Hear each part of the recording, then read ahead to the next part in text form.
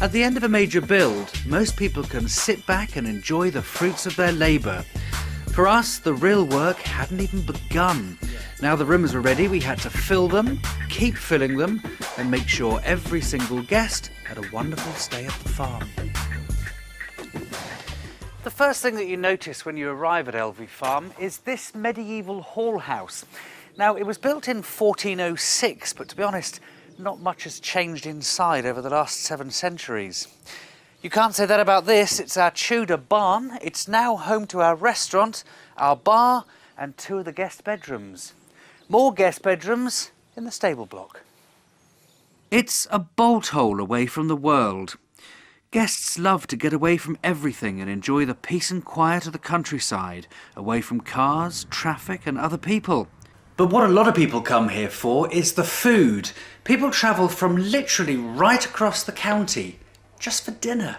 I think we offer something very different in our recipes and our menus, more than you would expect to get in a lot of restaurants. We get things like hot pickers pie, which is a pie that the hot pickers would have eaten for, well, gosh, for hundreds of years. You know, a Kentish rarebit, which has apple in it, as opposed to just cheese on toast. It's just a little bit different. Elvey Farm's chef is Claire Phillips. She's in charge of making sure every last dish is homemade, every ingredient is fresh and locally sourced. We try and keep to use local suppliers, like the butcher in Smardon we use, the Kentish recipes, which have a modern twist on. Like we have the hot pickers pie, which is made with the shepherd neem ale, and mushrooms and beef. That's always very popular.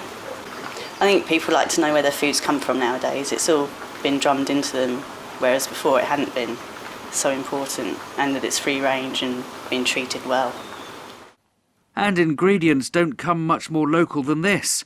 This summer we're creating a kitchen garden so we can grow our own veg for the restaurant, and a hen house. Fresh eggs every morning for breakfast. That's if we can get the hen house up in time.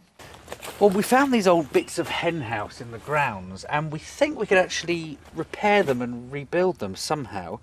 If we can, we're in luck because there are some chickens down the road that are due to go for slaughter this time next week. If we can rebuild this in exactly a week, we can save them. As we start our 3rd year, we're looking to the future. Next stage, converting a tumble-down old granary into 2 more luxury bedrooms. Well, we're hoping to start work on the granary this October, and they're going to be fantastic rooms, particularly the one at the very top there. It looks a bit tumbled down at the moment, but believe me, by the time it's finished, it should be amazing because the views right across the countryside are spectacular.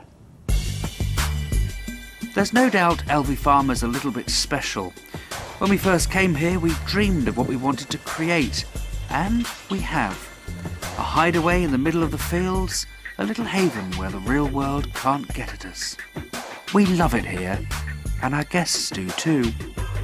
Next time on Elvey Farm TV, the chickens find their feet, but how many of these are they laying?